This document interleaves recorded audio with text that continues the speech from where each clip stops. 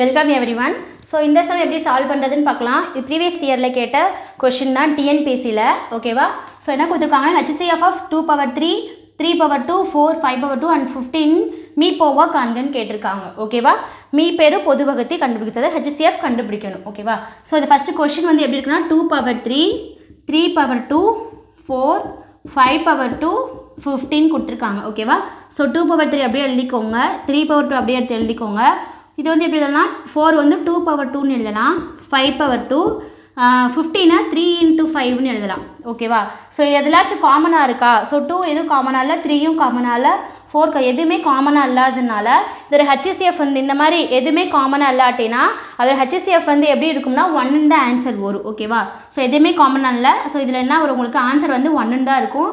So B is the correct answer. So இந்த சம்மோட answer வந்து பார்த்தீங்கன்னா 1. ஸோ இந்த சம்ம டவுட்ஸ் இருந்துச்சுன்னா கமெண்ட் பண்ணுங்கள். தேங்க்யூ.